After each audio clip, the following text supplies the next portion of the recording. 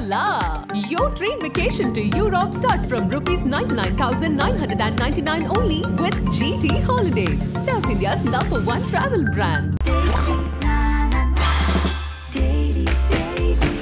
Taste Daily. Taste the Daily.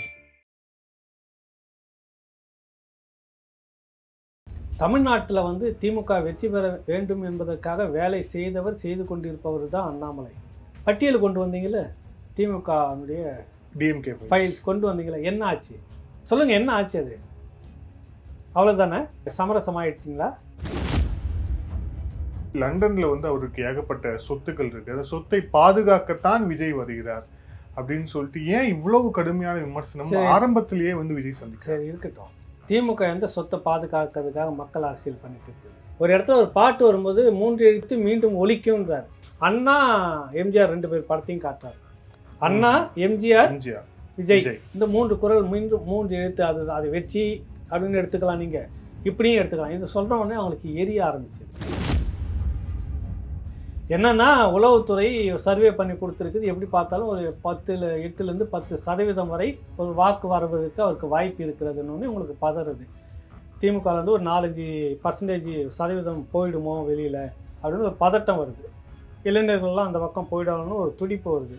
அதுக்கு ஏதாவது போட்டு மியூசி அதை போட்டு அடைக்கணும், சாணி அடிச்சாவது அடைக்கணும், எதையாவது வாரி போட்டு அடைக்கணும். அந்த வேலையை நீங்கள் செய்துட்டு இருக்கிறீங்கப்பா தான். அந்த பதட்டம் உங்களிடம் தெரிகிறது. ஆதன் நேயர்களுக்கு வணக்கம். இன்றைய சிறப்பு நேர்காணலில் நம்முடன் இணைந்திருக்கிறார் மூத்த பத்திரிகையாளர் பாயகிலிவன் அவர்கள். வணக்கம் சார். வணக்கம் வினோத். அண்ணாமலை பேசியது மிகப்பெரிய ஒரு விவாத புள்ளியாக மாறி நிறைய மாவட்டங்கள்ல அண்ணாமலையுடைய உருவ பொம்மையெல்லாம் எரிக்கப்படுறதாகட்டும், தொடர்ச்சியான சம்பவங்கள் நடந்துச்சு அப்படின்னு. ஸோ அண்ணாமலையுடைய பேச்சை பார்த்துருப்பீங்க. குறிப்பாக எதிர்க்கட்சி தலைவர் எடப்பாடி பழனிசாமி அவர்களை குறிப்பிட்டு ரொம்ப கடுமையான வார்த்தைகளை பயன்படுத்தி பேசியிருந்தார். அவர் அந்த மாதிரி பேசினார். எடப்பாடி என்னும் தற்குறி அப்படின்ட்டு வந்து பேசியிருந்தார். ஸோ உங்ககிட்ட கேட்டது காரணம் இருக்கு, சொல்றேன். அதுதான். ஸோ பேசியிருந்தாரு. ஸோ அதை ஒட்டி தான் நிறைய விமர்சனங்கள் இப்போ எழுந்திருக்குன்னு பார்க்குறோம். ஸோ எதிர்க்கட்சி தலைவர் அந்த மாதிரி விமர்சனம் வைத்தது சரியா? இன்னொரு பக்கம் எடப்பாடி எப்படி எங்க மாநிலத்தில் பேசலாம்னு பாஜகவினரும் பேசுறாங்க அப்படிங்கிறத பார்க்குறோம். இந்த விஷயத்தை எப்படி பார்க்குறோம்? இல்லை, எல்லாத்துக்கும் பிள்ளையார் சொல்லி போகிறது நம்ம மதிப்புக்குரிய சகோதரர் அண்ணாமலை அவர்கள் தான். ஏன்னா நீங்கள் எது வேணாலும் விமர்சனம் பண்ணுங்கள். தற்கூறிய அது எதுனாக்கா, உங்களோட வயதில் மூத்தவர், அனுபவத்தில் மூத்தவர், அரசியலில் மூத்தவர், எங்கிருந்தோ வந்து திடீர்னு வந்து ஒரு கட்சிக்கு தலைமை திடீர்னு அவர் ஏற்றல, அந்த கட்சிக்குள்ளே தான் இருக்கிறாரு. அங்கேருந்து நிறைய அவமானப்பட்டு அசிங்கப்பட்டு நிறைய விஷயங்கள் இது பண்ணி பதவிக்கு வந்ததுலேருந்தே யுத்தம் நடத்தி கடைசியாக சட்டப்பூர்வமாக வந்து கட்சி தலைவராக இன்றைக்கி இருக்கிற ஒரு ஆளை பார்த்து தற்கூறி அப்படின்னாக்கா அப்புறம் பதிலுக்கு அவங்க கேட்பாங்களா இல்லையா? ஆளே இல்லாத கட்சியில் தலைவர்னு வச்சுங்கிறப்ப பதிலுக்கு வருதா இல்லையா? இதில் ஒரே ஒரு உதாரணம் மட்டும் சொல்கிறேன். நான் சொன்னதாக வந்து சொன்னால் கூட தவறாகும். அந்த கட்சியினுடைய மூத்த உறுப்பினர் கல்யாண சுந்தரம் அவர்கள் வந்து சொன்ன ஒரு குற்றச்சாட்டு இருக்குது. தமிழ்நாட்டில் வந்து திமுக வெற்றி பெற வேண்டும் என்பதற்காக வேலை செய்து கொண்டிருப்பவர் தான் அண்ணாமலை. அண்ணா திராவிட முன்னேற்ற கழகத்தோட பாரதிய ஜனதா கட்சி சுமூகமாக இருந்து கூட்டணி வைத்து விட்டால் அந்த கட்சி எங்கே பலமாக வந்து நின்று திமுகவுக்கு சரிவை ஏற்படுத்திடுமோன்னு சொல்லிட்டு அண்டர் கிரவுண்டு வேலை பண்ணி தேவையே இல்லாமல் அண்ணாமலை அதிமுகவை எதிர்க்க தொடங்கியது தான் இந்த பிரச்சனைக்கு காரணமே. தோல்வி இன்னைக்கு காங்கிரஸும் தோல்வி, அதிமுகவும் தோல்வி. திமுக ஜெயிச்சிருச்சு. குறிப்பிட்ட ஹோட்டலில் போய் கார் நிறுத்திட்டு ரகசியமாக சந்தித்து அங்கேருந்து வேற ஒரு வண்டியில் புறப்பட்டு போய் மாப்பிள்ளையை சந்திச்சுட்டு, எந்த மாப்பிள்ளைன்னு நான் சொல்லலை, சந்திச்சுட்டு அப்புறம் வந்து திரும்ப இங்கே வந்துட்டு அண்ணாமலை. இப்படி இவ்வளோ குற்றச்சாட்டுகள் அந்த கட்சியில் தான் வச்சாங்க. அதன் பேர விசாரணை நடக்கிறதெல்லாம் சொல்கிறாங்க. இதை நான் சொல்லலை. அப்போ இதெல்லாம் நீங்கள் கூட்டி கழித்து பாருங்கள், அண்ணாமலை ஏன் இப்படி பேசி கொண்டு இருக்கிறார் அப்படின்றதுன்னு. தமிழ்நாட்டுக்குள்ளே நீங்கள் தனிச்சு இல்லை உங்கள் தலைமையில் வந்து கூட்டணி வச்சு தமிழ்நாட்டில் எப்படிலாம் தேர் ஓடிச்சுன்னு நீங்கள் பார்த்துருக்கலாம். கடந்த காலத்தில் ஐயா வைகோ அவர்கள் தேர் ஓட்டியாகவும், மோடி அவர்கள் நடுவில் உட்காந்து கிருஷ்ணனாகவும், இவங்க கிருஷ்ணன் அவர் வந்து பின்னாடி இவர் அர்ஜுனனாகவும் படம்லாம் போட்டு ஓட்டினாங்க வண்டியை. எந்த அளவுக்கு வந்துச்சுன்னு தெரியும் உங்களுக்கு. கரெக்டுங்களா? பாரதிய ஜனதா கட்சி தலைமையில் இல்லை பாரதிய ஜனதா கட்சி பிரதானமாக தமிழ்நாட்டில் தலை எடுக்க முடியாதுன்னு நல்லாவே தெரியும். நீங்கள் கத்திட்டு இருக்கலாம், குறுக்கு நெடுக்குமா ஓடின்னு நான் தான். மத்திய அரசு உங்களுக்கு ஒரு பவர் இருக்குது. பவர் இருக்கிறதுக்கு நான் தான் பார்த்தீங்கன்னா பவர் எங்ககிட்ட தான் இருக்குது, ஐபிஎஸ் ஐஏஎஸ் எல்லாம் எங்ககிட்ட தான் இருக்குது அப்படின்னு உருட்டிக்கிட்டு இருக்கலாம். மக்கள் உங்களை ஏற்கணுமில்ல, அங்கீகாரம் வேணும் இல்லை. கரெக்டுங்களா? அப்படி இருக்கிறப்ப தமிழ்நாட்டுக்குள்ள ஒரு பிரதான கட்சி 2 கட்சி, ஒன்று திமுக அதிமுக. நீங்கள் மறுத்தாலும் ஏற்றாலும் ரெண்டும் பெரிய கட்சி. அப்போ அந்த 2 கூட கூட்டணி வைக்கிறப்ப தான் சாதகமான ஒரு முடிவு வரும். நீங்கள் இப்போ திமுகவை எதிர்க்கணுன்ற முடிவுக்குன்னு வந்துட்டிங்கன்னா நீங்கள் அதிமுக கூட இன்னும் மற்றவங்களெல்லாம் ஒரு ஆர்கனைஸ் பண்ணியிருந்தால் நீங்கள் இந்த வெற்றியே வந்திருக்காது. எப்படி ஒரு காலகட்டத்தில் முதல் முறையாக அப்போவே வந்துட்டு திமுக அரியணையில் உட்கார்றதுக்கு வைகோ தான் கலைச்சார் மக்கள் நல கூட்டணி அப்படின்னு ஒரு குற்றச்சாட்டு ஏற்படுகிறதோ, அதுபோல் இந்த தேர்தல் முடிஞ்ச 2021 இந்த சட்டமன்ற தேர்தலில் வந்துட்டு கலைச்சது அண்ணாமலை அப்படின்னு சொல்கிறாங்க. இதுக்கு பதில் இன்ன வரைக்கும் உங்களால் தெளிவாக கொடுக்க முடியல, உங்கள் கட்சி ஆளுங்க சொல்கிறது. அப்படி இருக்கும்போது நீங்கள் தொடர்ச்சியாக அதிமுக வந்துட்டு அந்த தலைமையை வந்து கொச்சப்படுத்துகிறேன்னா நீங்கள் அடுத்து வர தேர்தலையும் திமுகவை வெற்றி பெற வைப்பதற்கான வேலையை செய்கிறீங்கன்னு அர்த்தமா இல்லையா? இதில் வருதா இல்லையா? சுருக்கமாக தான் ஒரே பதில். என்னுடைய பதில், அண்ணாமலை திமுகவுக்காக உழைத்து கொண்டிருக்கிறார். அதற்கு அவருடைய நிறைந்த ஒரு பாராட்டுன்னு நம்ம சொல்லணும். பட்டியல் கொண்டு வந்தீங்களே திமுகவுடைய டிஎம்கே ஃபைல்ஸ் கொண்டு வந்தீங்களே, என்ன ஆச்சு சொல்லுங்கள், என்ன ஆச்சு? அது அவ்வளோதானே? சமரசமாயிடுச்சிங்களா? அண்ணாமலை அவர்கள் தான் கொண்டு வந்தார், பார்த்துருவேன்லாம் சொன்னார். எங்கே பார்த்துக்கிட்டு இருக்கிறாரு இப்போ? என்ன ஆச்சு அந்த பட்டியல்லாம்? வழக்கு போடுறீங்களா? இவ்வளோ முறைகேடாக சொத்து வந்திருக்குதுன்றதுக்காக நீங்கள் எதனா சொல்ல வந்தீங்களா? எதற்காக சொல்ல வந்தீங்க? ஏற்கனவே வழக்கு அது விஷயமா ஒருத்தர் போட்ட போது எப்படி எதிர்கொள்ள போகிறீங்க? இதெல்லாம் நீங்கள் செய்யணும்ல. அப்போ இங்கே அது எதுவுமே சத்தமே காணுமே அது வந்ததுலேருந்து. அப்போ உங்கள் நோக்கம் நீங்கள் யாருக்காக வேலை செய்கிறீங்க அப்படின்றத பொறுத்து இருக்குது. உங்களுக்கு பிரதான இங்கே அதிமுகவை நீங்கள் எதிர்க்க வேண்டிய அவசியமே இல்லை. எதிர்க்க வேண்டியது நீங்கள் காங்கிரஸ் எதிர்க்க, அது கூட இங்கே எதிர்க்க வேண்டிய அவசியமே இல்லை. நீங்கள் அப்போ காங்கிரஸ் எல்லாத்தையும் நீங்கள் உங்களுக்கு பிரதானமாக இருக்கிறது தேசிய அளவில் காங்கிரஸ், இங்கே கொள்கை ரீதியாக இருக்குது திராவிடம். ரெண்டுக்குமே இன்றைக்கி இங்கே தலைமை பொறுப்பில் இருக்கிறது திமுக தான். திமுகவுடைய ஒரு அங்கமாக தான் இன்றைக்கி இங்கே இருக்கிற காங்கிரஸ் இருக்குது. அப்போ நீங்கள் அதன் மேலே விமர்சனத்தை வைக்காமல், அது மேலே நீங்கள் குற்றம் சொல்லாமல், அது மேலே அரசியல் பண்ணாமல், ஒரு பக்கமாக ஒன்றும் இல்லாமல் இருக்கிற அதிமுகவை மட்டுமே நீங்கள் இன்றைக்கி விமர்சனம் பண்ணிவிட்டு அரசியல் பண்ணுறீங்கன்னா, அண்ணாமலை முன்னெடுக்கக்கூடிய இந்த அரசியல் பாரதிய ஜனதா கட்சிக்கு தமிழ்நாட்டில் இன்னும் ஒரு 6 அடி பள்ளம் அதிகமாக குழி தோன்ற மாதிரி தான் முடியும். அதான் முடியும். ஸோ இப்போ அடுத்த விஷயமா விஜய் அவர்களுடைய அரசியல் நம்ம பார்த்தோம். அவருடைய இந்த கொடி அறிமுகம் எல்லாமே நடந்தது. ஆனால் ரொம்ப அன்யூஷுவலாக வந்து மிக கடுமையான விமர்சனங்கள் விஜய் நோக்கி வர தொடங்கியது. அடுத்த நாளே பொதுமக்கள் மத்தியில் இல்லை ஒரு நடுநிலையாளர் மத்தியில் வரட்டுமே, வந்தால் என்ன ஆகும் பார்க்கலாம் அப்படிங்கிற ஒரு எண்ணம் ஏற்பட்டாலும் கூட அரசியல் விமர்சகர்கள் அப்புறம் நிறைய பத்திரிகையாளர்கள் எல்லாமே வந்து மிக கடுமையாக அவருடைய கொடி அந்த மாதிரி இருக்கு, கொடி வந்து ஸ்பெயின் கொடி, அது வந்து தூங்குமுஞ்ச மரத்தோடைய பூ, இன்னும் சிலர் ஒருபடி மேலே போய் லண்டன்ல வந்து அவருக்கு ஏகப்பட்ட சொத்துக்கள் இருக்கு, அந்த சொத்தை பாதுகாக்கத்தான் விஜய் வருகிறார் அப்படின்னு சொல்லிட்டு ஏன் இவ்வளவு கடுமையான விமர்சனம் ஆரம்பத்திலேயே வந்து விஜய் சந்திக்க? சரி இருக்கட்டும், திமுக எந்த சொத்தை பாதுகாக்கிறதுக்காக மக்கள் அரசியல் பண்ணிட்டு இருக்குது சொல்லுங்க சொல்லுங்க, நீங்க சொல்லுங்க. இப்போ அதிக குற்றச்சாட்டு அந்த பக்கத்தில் இருக்கிறவங்க வைக்கிறாங்க, அதனால நான் கேட்குறேன். ஆமாம், நீங்க அப்போ மக்கள் அரசியலுக்காக வரீங்களா இல்லை சொத்தை பாதுகாத்துக்கணும்னு நீங்க இருக்கிறீங்களா? அப்போ உங்களுக்கு ஒரு நியாயம், இன்னொருத்தர் என்ன பிரச்சனைன்னா அதில் வந்து கருப்பு பெரியார் அண்ணா அப்படின்னு எதுவும் அவர் குறியீடு காட்டலை. ஒரு இடத்துல ஒரு பாட்டு வரும்போது 3 எழுத்து மீண்டும் ஒலிக்கும்ன்றார். 3 எழுத்து மீண்டும் ஒலிக்குன்னா என்ன? 3 எழுத்து ஏற்கனவே இருந்ததா? மீண்டும் ஒலிக்குன்னா எதை சொல்ல வரீங்க? அப்படி அந்த வார்த்தையில் ஒரு சூசகமாக ஒரு விஷயம். அண்ணா எம்ஜிஆர் 2 பேர் படத்தையும் காட்டுறாரு. திராவிட முன்னேற்ற கழகத்தினுடைய தோற்றம் அண்ணா, இந்த பக்கம் அண்ணா திராவிட முன்னேற்ற கழகத்தினுடைய தோற்றுவித்தவர் அந்த எம்ஜிஆர் 2 பேர் படத்தையும் காட்டுறாரு. அந்த 2 பேருடைய அந்த டீமு தனக்குள்ளே எடுத்துக்கிறதா அர்த்தம், அது உள்ளே வாங்குறதா அர்த்தம். திரும்பவும் அந்த குரல் ஒலிக்கும் அப்படின்றாரு. அண்ணா எம்ஜிஆர் விஜய், இந்த 3 குரல் மீண்டும் 3 எழுத்து, அது வெற்றி அப்படின்னு எடுத்துக்கலாம், நீங்கள் இப்படியும் எடுத்துக்கலாம். இதை சொல்கிற உடனே அவங்களுக்கு எரிய ஆரம்பிச்சது. புரியுது உங்களுக்கு? வந்தோடனே பெரியார் வாழ்கன்னு ஒரு வார்த்தை சொல்லியிருந்தாருன்னு வச்சுக்கோ, இந்நேரம் ரஜினியெல்லாம் என்ன நினச்சிங்க சார்? ரஜினியே சும்மா, விஜய் பாருங்க எங்கள் டாப்பில் எப்படியே ஆச்சா போச்சு, இந்நேரம் ஒரு பெரிய பாறாங்களை உருட்டின்னு வந்திருப்பாங்க. இந்த பெரியாரை சொல்லலை, அண்ணாவை சொல்லலை இவர், அதுதான் விஷயம். புரியுதுல உங்களுக்கு? அப்புறம் இந்த கட்சி கொடியில் எங்கேயுமே இந்த கருப்பு இந்த மாதிரியான வாடையே இல்லை. அது 2வது வைத்தறிச்சல். அது ஸ்பெயின் கொடியாக இருக்கட்டும், அந்த கொடியாக இருக்கட்டும், எந்த ஒரு கொடியாக இருக்கட்டும். ஆக இங்கே ஒரு கட்சி தொடங்குற, கட்சிக்கான ஒரு கொடியை வைக்கிற, உங்களுக்கு என்ன அதில் கஷ்டம் வந்தது? வாகைப்பூவை பற்றி தெரியல, அவன் கொடியை பண்ணவனுக்கு வாகைப்பூவா தூங்கு மரம் மூஞ்சி பூவான்றது தெரியல. அது நம்ம என்ன சொல்லுவாங்க, காட்டு வாக்கா பூன்னு ஒன்று சொல்லுவாங்க, அது தூங்கு மூஞ்சி மரம் மாதிரி அந்த பூ அப்படி தான் இருக்கும். வாகைப்பூன்றது வேறு மாதிரி இருக்கும். அதுவே தெரியாமல் வச்சாங்க. நல்ல சரி இருக்கட்டும், அவங்களுக்கு கட்சி தொடங்கி இருக்கிறாங்க, அவங்கக்கிட்ட பெரிய அளவில் ஆலோசனைக்கு ஆள் இல்லாமல் இருக்க முடியும், இருக்கலாம். அவங்களுக்கான அந்த டீமில் இப்படியான தெரிவில்லாத நபர்களாக இருந்திருக்கலாம். இல்லாத போய் தான் நீங்கள் வந்துட்டு யானையை கொண்டு வந்து உள்ளே வைக்கிறீங்க. அது ஏற்கனவே உச்சநீதிமன்றத்தில் சிக்கிம், அசாம் உள்ளிட்ட 2 மாநிலத்தை தவிர வேறு எந்த மாநிலத்திலும் யானையை எந்த வடிவிலும் பயன்படுத்தக்கூடாதுன்னு ஒரு சட்டம் இருக்குது, ஒரு தீர்ப்பே இருக்குது. அந்த மாதிரி தீர்ப்பு இதெல்லாம் வந்து நீங்கள் ஒரு வரைவு பண்ணுறப்ப இதெல்லாம் இருக்குதா, இதுக்கான சிக்கல் என்னன்னு ஒன்று கூகுள் தேடி பார்த்தாவே தெரிஞ்சிருக்கும்.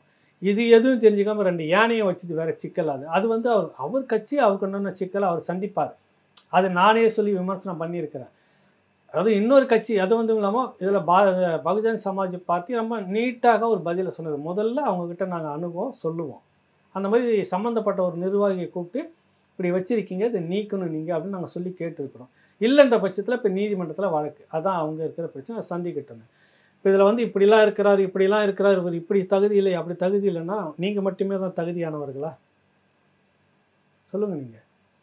சரி அப்படியே எடுத்துங்க, 2026 திமுகவோடு தான் கூட்டணின்னு சொல்லிட்டாருன்னு நீங்கள் என்ன பண்ண போகிறீங்க? அது ஒன்றும் பிரச்சனை இல்லை. நீங்கள் வேறு மூஞ்சில் ஏகப்பட்டது ஏற்கனவே துப்புன விற்பனை நாங்கள் கட்டி பிடிச்சி அரசியலில் ஒன்றா இருந்துங்க தானே.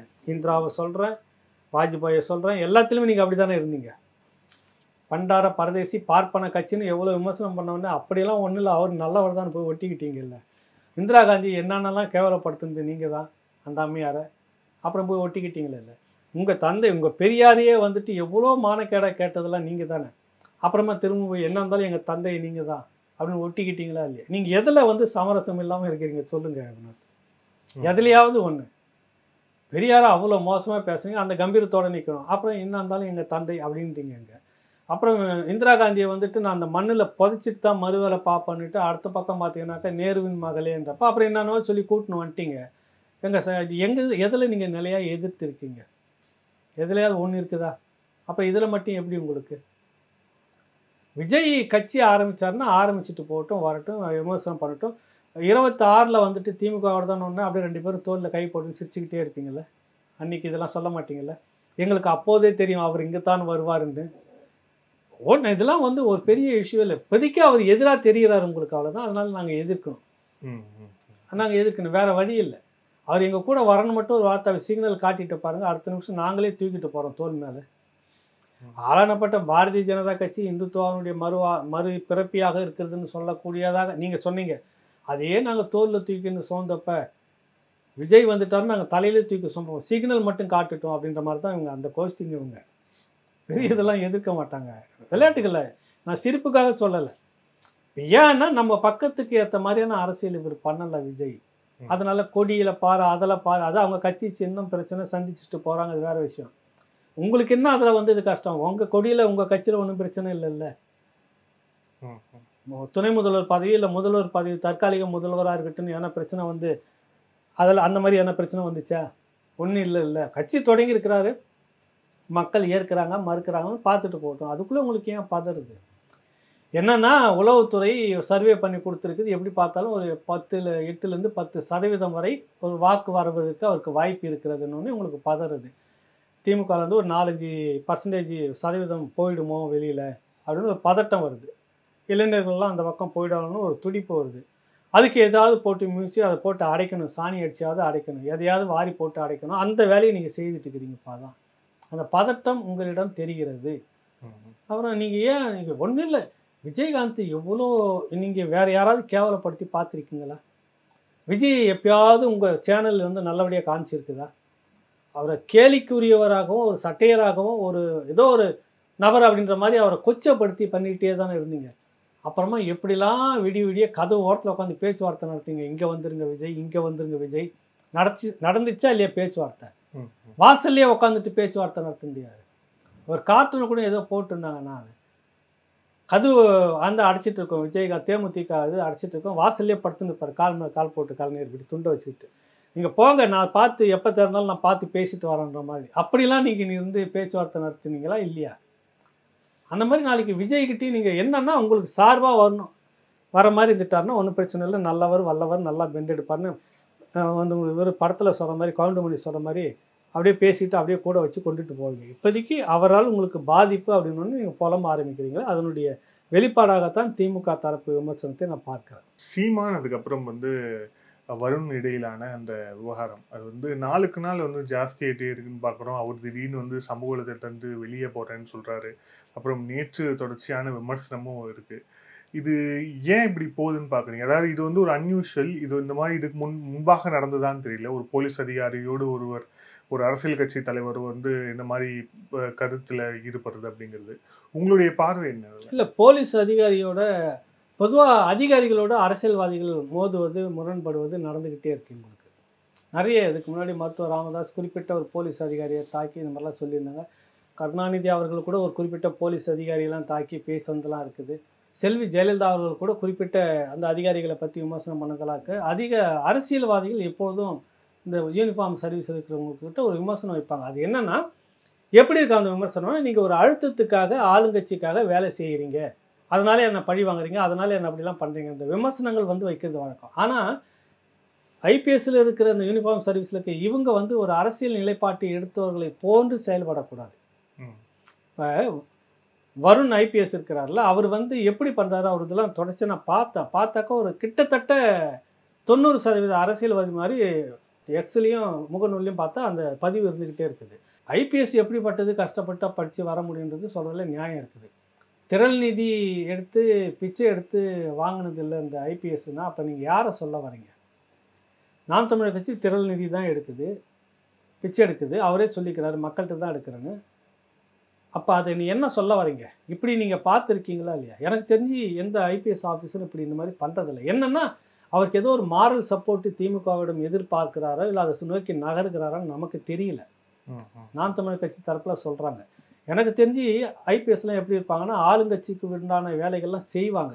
அதே நேரத்தில் பிரதான எதிர்கட்சி இல்லை அது சம்மந்தப்பட்டவொன்று மற்ற கட்சியில் கூட மேலே ப்ரெஷருங்க, அதனால் நாங்கள் செய்கிறோம், எங்களை எதுவும் நினச்சிக்காதீங்க அப்படின்ற ஸ்மூத்தாக இந்த பக்கம் சத்தம் இல்லாமல் பண்ணுவாங்க. அவங்க ஒரு சில உதாரணம் சொன்னாக்கா, விஜயகுமார் ஐபிஎஸ் வீரப்பனுடைய ஆப்ரேஷனுக்காக நியமிக்கப்பட்டவர், ஆப்ரேஷன் சக்ஸஸ் அப்படின்ற விஷயத்த செல்வி ஜெயலலிதா அவர்களுக்கு சொல்கிறது அப்போவே கலைஞர் அவர்கிட்டையும் சொல்கிறாரு. அப்போ கருணாநிதி வந்து போட்டு கொடுத்துட்டார். இந்த மாதிரி சம்பவம் நடந்த உடனே என்னை தொடர்பு கொடுந்து இப்படிலாம் பேசிட்டாருன்னு இந்த அம்மாவுக்கு சுலுக்குன்னு கோவம் வந்துச்சு. நீ இங்கேயும் சொல்லிவிட்டு அங்கேயும் சொல்லுவியா அப்படின்னு. அவரை பொறுத்த வரைக்கும் நமக்கு இவர் மட்டும் இல்லை, அவரும் நமக்கு வேணும் அப்படின்றதுக்காக அந்த முடிவு எடுத்து சொல்கிறாரு. கரெக்டுங்களா? அப்போ அது எப்படி இருக்கணுன்றதுக்கு ஒரு உதாரணம் அதெல்லாம் சொல்ல வரேன். எப்படி இருக்கக்கூடாதுன்றதுக்குன்னு சிலது சொல்ல வரேன். சிதம்பரம் அண்ணாமலை பல்கலைக்கழகத்தில் கருணாநிதி அவர்களுக்கு டாக்டர் பட்டம் கொடுக்குறப்ப மாணவர்கள் கடுமையாக எதிர்க்கிறாங்க. கழுத நாய் இது கழுத்துலலாம் அந்த பட்டம் கட்டி விட்டுதுன்றாங்க. போலீஸுக்கு அதான் இவர் தான் போலீஸ்னால் யார், இவர் தான் அப்போ மந்திரி. கொதிச்சு போய் அடித்து பெரும் கலவரம். அதில் உதயகுமார் ஒரு மாணவர் இறக்குறாரு. அந்த மாணவர் வந்து இறந்த உடனே அவங்க அப்பா அம்மாவை கூட்டின்னு வந்து இவரில் என் பையன் அப்படின்னு சொல்ல வச்சது வரைக்கும் செஞ்சுது. அன்றைக்கி அங்கேருந்து ஒரு முக்கியமான போலீஸ் அதிகாரி பேரை சொன்னாக்கா இன்றைக்கி அவங்களுக்கு வருத்தமாக இருக்கும், தவிர்க்கிறேன். அங்கே இருந்த ஒரு எஸ்பி கரெக்டாக விழுந்து விழுந்து விழுந்து அந்த வேலையெல்லாம் செய்து முடித்தவர். அதே அதிகாரி பிறகு வந்து திருச்சியில் வந்து போயிருக்கிறார், ஐஜியான்னு நினைக்கிறேன், டிஐஜியா. அப்போ அங்கே பொறுப்பில் இருக்கிறாரு. அங்கே இருக்கிறப்ப வந்து பார்த்தோன்னா கிளைவ் ஹாஸ்டல் கலவரம்னு ஒரு பெரும் கலவரம். அது அங்கே ஐயா தலைவராக அங்கே போவார் வருவார், மதிய நேரத்தில் அங்கே உணவுக்காக போவார் வருவார் சாப்பிட்டுன்னு. அப்போ அங்கே அந்த காவலுக்காக நிற்கக்கூடிய அந்த எல்லாம் பார்த்துட்டு அந்த பகுதி விடுதி தானே அது, அந்த மாணவர்களும் அப்பப்போ கிண்டல் பண்ணிகிட்டே இருப்பாங்க. இது ஒரு காலகட்டத்தில் கொந்தளிப்பாயிடுது. இந்த போலீஸா அந்த போலீஸ்ன்னு சொல்லி திட்டும் போது அது கொஞ்சம் கொந்தளிப்பாயிடுது. இப்படி ஆனவுடனே பெரும் கலவரம். அது கலவரம் அந்த ஹாஸ்டலில் அடித்து உள்ளே நுழைஞ்சி அத்தனை பேரும் பின்னு எடுத்து கையை காலெலாம் உடச்சி மண்டையை உடச்சி ரத்தம் முழுக்க அங்கங்கே சிதறது. நிறைய பேர் மேலேருந்து கீழே குதித்து மண்டெல்லாம் இது வச்சு மூளை பாதிச்சு உங்களுக்கு மனநோயாளியே போனவங்களாம் நிறைய பேர், உடல் ஊனமுற்று இப்படிலாம் வந்து அங்கேயும் மரணம் நடந்தது. அதுக்கு பிறகு ஒரு கமிஷன் போடுறாங்க. அந்த கமிஷன் உள்ளே போய் நீதிபதி வந்து உள்ளே பார்க்குறப்ப அதே அந்த போலீஸ் அதிகாரி இந்த ரத்தம் எல்லாம் போலி, இது வந்து ஆட்டு ரத்தம், இது மனித ரத்தம் கிடையாது சொல்கிறாரு. சொல்லிவிட்டு அது இங்கே பண்ண மாதிரியே அங்கேயும் பண்ணி முழுகிறாரு. பின்னால் அவர் எவ்வளோ அவமானப்பட்டார்ன்றதுக்கு இங்கே இருக்குது பதில். கடைசியாக அவருக்கு கை காலெல்லாம் விழுந்து பேசவும் முடியாமல் இயற்கையே ஒரு தண்டனை கொடுத்தது. பின்னாடி வந்த அரசும் அதுக்கான தண்டனைலாம் கொடுத்து டம்மி பண்ணி வச்சுருந்தது. இது வந்து எப்படி இருக்கக்கூடாதுன்றதுக்கு ஒரு இதை சொல்ல வரேன். கரெக்டுங்களா? அதுக்கடுத்து வந்து பார்த்தீங்கன்னாக்கா உங்களுக்கு 91 திமுக ஆட்சி டிஸ்மிஸ் ஆகிற அந்த காலகட்டத்துக்கு முன்னாடி பார்த்தீங்கன்னா இங்கே வந்து இவர் ஒருத்தர் இருக்கிறார். அப்போ அருணன் நினைக்கிறேன், ரமணா சென்னை விமான நிலைய பொறுப்பில் இருந்துகிட்டு இருக்கிறப்ப ஐயா கலைஞர் அவர்கள் அந்த பக்கமாக போகிறாரு. குறிப்பிட்ட எல்லைக்கு அந்த பக்கம் போகக்கூடாது, அது வந்து பாதுகாக்க பகுதி சொல்லிட்டு அவர் அங்கே நின்று தடுக்கிறாரு. அது ஏதோ அந்த நேரத்தில் வேறு ஒரு அரசியல் நடந்தது. அப்போ வந்து அவர் என்னையே நீ தடுக்கிறியான்னு மனசில் வச்சுக்கிட்டு இருந்தவர் தான் உடனடியாக ஆட்சிக்கு வந்தவுடனே அந்த சம்மந்தப்பட்ட அதிகாரியை எந்த பதவியும் கொடுக்காம அப்படி டம்மியாக வச்சுருந்து அவமானப்படுத்தி மன உளைச்சலை கொடுத்து அவ்வளவு நெருக்கடி பண்ணிட்டு இருந்தார். ஆட்சி டிஸ்மிஸ் ஆன உடனே அப்போ வந்து அதிகாரத்தில் இருந்தது யாருன்னு பார்த்தோன்னா இன்றைக்கி இருக்கிறாருல ஐயா திருச்சி வேலுசாமி, செய்தி தொடர்பாளர். அன்றைக்கி தான் அவர் பவர் பாலிட்டிக்ஸில் முக்கியமாக இருக்கிறாரு. நம்ப மாட்டீங்க, அந்த காலகட்டத்தில் ஆட்சி கலைப்பு நடந்தவுடனே அதிகாரம் கவர்னர்கிட்ட வந்தது. கவர்னர்கிட்ட இருந்த பெரிய அத்தாரிட்டி பர்சன் யாருனாக்கா திருச்சி வேலுசாமி அவர்கள். ஐபிஎஸ் ஐஏஎஸ்னுடைய டிரான்ஸ்ஃபர்லாம் அவர் போட்டுக்கிட்டு இருந்தார் அன்றைக்கி உட்காந்து. பணம் சம்பாதிக்கணும்னு மட்டும் நினச்சிருந்தாருனாக்கா இன்றைக்கி 10 தலைமுறைக்கு சொத்து சேர்த்து வச்சுருக்கலாம். என்ன கேட்டார்னா அதிகமாக பாதிக்கப்பட்டது யார், கருணாநிதியால் அப்படின்னு. இந்த மாதிரி ஒரு அதிகாரியை வந்து அவமானப்பட்டு அசிங்கப்பட்டு உட்காந்துட்டு இருக்கிறாரு அப்படின்னு அவர் முகத்தை இவரும் பார்த்ததில்லை, இவர் முகத்தை அவரும் பார்த்ததில்லை, 2 பேரும் வேற வேற. ஆனாலும் என்ன பண்ணுறாரு, அவரை உடனடியாக கோவை சிட்டினுடைய கமிஷனராக மாற்றுறாரு. அவருக்கு ஒன்றுமே புரியல, என்னடா இவ்வளோ பெரிய இடத்துல சிட்டி கமிஷனர் கோவைன்றது பெரிய இடம், சென்னை மாதிரி, யார் என்னன்னு விசாரிச்சுட்டே போகும்போது இந்த நபர் இவருக்கு நமக்கு சம்மந்தம் இல்லை, இவர் எப்படி நம்மளை போட சொல்லி பரிந்துரைக்கிறார் கவர்னர்கிட்ட அப்படின்னு படித்து கடைசியாக வந்து நேரில் சந்தித்து நன்றி சொல்லிட்டு போகிறார். அப்புறம் அவர் என்ன பண்ணார்ன்ற பதிவெல்லாம் இன்றைக்கி இருக்குது, அதை நான் சொல்லிக்கணும். எப்படிலாம் இருக்கக்கூடாது, என்ன நடக்கும் அப்படின்னு நான் ஒரு அதிகாரிக்கு சொல்கிறேன். ஐபிஎஸ் சர்வீஸில் இருக்கிறவங்க நிறைய இந்த மாதிரி முரண்பாடெலாம் நடந்திருக்குது. செல்வி ஜெயலலிதா பீரியடில் உச்ச அதிகாரியாக ஒருத்தர் உளவுத்துறையில் இருந்தவர் சக ஐபிஎஸ் அதிகாரி எப்படிலாம் பழி வாங்கிறதுக்கு ரெக்க கட்டின்னு சுற்றினார். அப்படியே ஆட்சி மாறினோடனே திரும்ப என்ன நடந்துன்றதெல்லாம் நான் பதிவு பண்ணுறேங்க. எதுக்கு சொல்ல வரேன்னாக்கா, உங்களை பற்றி திட்டுனாங்க, நீங்கள் உடனே வந்து அவதூறு வழக்கு போட்டிங்க, கைது பண்ணிங்க, ரைட்டாக அதுக்கு ஒரு கண்ணை கட்டி அடிச்சிங்க, அது நீதிமன்றத்தில் பதிவு பண்ணியிருக்காங்க, அது விசாரணை நீங்கள் எதிர்கொள்ள போகிறீங்க, கரெக்டு. இன்றைக்கி கூட 2 பேரை கைது பண்ணியிருக்கிறீங்க, அந்த 22 பேரில் இன்னும் 2 பேரை நீங்கள் கைது பண்ணியிருக்கீங்க, ஓகே. அதே போல் இந்த பக்கத்துலேயும் புகார் கொடுத்துருக்காங்களா அவதூறு வழக்கு, சீமானையும் சீமான் மனைவியை சீமான் குடும்பத்தை அந்த கட்சியில் இருக்கிற நிர்வாகி குடும்பத்தை பேசினதாக சொல்லி அந்த திருச்சி மாவட்டத்துக்குள்ளே கொடுத்த வழக்கு. ஐபிஎஸ்னுடைய சட்டம் அந்த நீங்கள் அந்த கருப்பு இது நீங்கள் போட்டு ஐபிஎஸ் நிற்கும் போது என்ன தெரியுமா உங்களுக்கு வருது, நீங்கள் இப்படிலாம் அரசியல் சார்பற்றுன்னு இருக்கணும், சொந்தமாக இந்த மாதிரி நீங்கள் ஒரு ஸ்போக் பர்சன் மாதிரி செயல்படக்கூடாது, இப்படி பல விதிமுறைகள் இருக்குது, அத்தனையும் நீங்கள் மீறி இருக்கிறீங்க. இதை சுட்டி காட்டி நாம் தமிழர் கட்சியினுடைய வழக்கறிஞர் ஸ்ரீதர் அவர்கள் பேசின விற்பாடு தான் நான் சமூக வலைத்தளத்திலிருந்து விலகிறன்ற ஒரு காரணமும் நீங்கள் ஐயா சொல்கிறாரு வருண் ஐபிஎஸ், கரெக்டுங்களா? நான் அதை தான் அப்படி தான் நினைக்கிறேன், அதனால தான் இருக்கிறேன். இல்லைன்னா நீங்கள் ஒன்றும் வச்சுக்கிட்டு இயங்கிட்டு இருக்கலாம்ல, ரைட்டு. இது என்னென்னா உள்துறைக்கு நாளைக்கு இதெல்லாம் புகாராக போகும் பட்சத்தில் நிறைய சிக்கல்கள் உருவாகும் உங்களுக்கு சர்வீஸில். நீங்கள் அவ்வளவும் மீறிக்கிட்டே வந்திருக்கீங்க. நான் நடுநிலைமையாக தான் இருந்தேன்னா நீங்கள் தான் இருக்கும்போது திருவள்ளூரில் இதே வழக்கு போகிறீங்க நபர் மேலே, நாம் தமிழர் கட்சி மேலே. திருச்சிக்கு போன உடனே அந்த வேலையை தான் நீங்கள் திரும்ப செய்கிறீங்க. இப்போ நீதிபதியாக வந்து இப்படியான சட்டத்தில் இப்படி கைது பண்ணி இப்படி கொண்டு வந்து நேர் நிறுத்தி உடனே சிறைப்படுத்தணும்லாம் அவசியமே கிடையாதுன்னு சொல்லி திருப்பி அனுப்புகிற அளவுக்கு உங்களுடைய நடவடிக்கை இருந்திருக்குது. இப்போ மோட்டிவ் இருக்குது இல்லை, இது ஐபிஎஸ்ஸுக்காக நியமனத்தினுடைய அந்த விதிமுறைகளில் மீறுது இல்லை. ஒரு சார்பு அரசியல் நீங்கள் எடுக்கக்கூடாது, பேசக்கூடாது, ஸ்போக் பர்சன் மாதிரி செயல்படக்கூடாது, இப்படியான ஒரு ஊடகத்தை வச்சு நீங்கள் பேசக்கூடாது, எழுதக்கூடாது, இவ்வளோ விஷயங்களும் இருக்குது, மீறி இருக்கிறார். அப்போ இதுக்கு என்ன பதில் அப்படின்னு ஒரு கேள்வி இருக்குது இல்லை.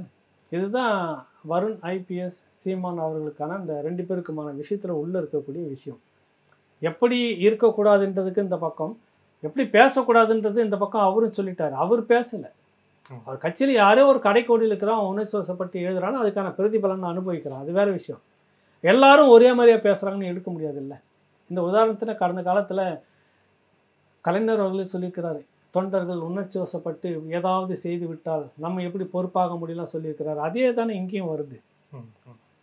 சீமானை எழுதி கொடுத்து நீங்கள் இதெல்லாம் எழுதி போடுங்க தம்பியான்னு யாரே ஒருத்தருக்கு அங்கே சொல்லி அனுப்புகிறாரு. இப்படி பல காரணங்கள் இருக்குது. சட்ட நடவடிக்கைக்குள்ளே போயிருக்குது. வழக்கு விசாரணையில் இதெல்லாம் நாளைக்கு தெரியும். ஒரு யூனிஃபார்ம் சர்வீஸில் எப்படி இருக்கணும் இருக்கக்கூடாது என்பதற்கு பல உதாரணத்தோடு சொல்லியிருக்கிறேன். அது அவருக்கும் பொருந்தும்னு நான் நினைக்கிறேன். நன்றி சார். பல்வேறு கேள்வி. Thank you sir. தேங்க்யூ. ரொம்ப நன்றி யுனத். Thank you sir.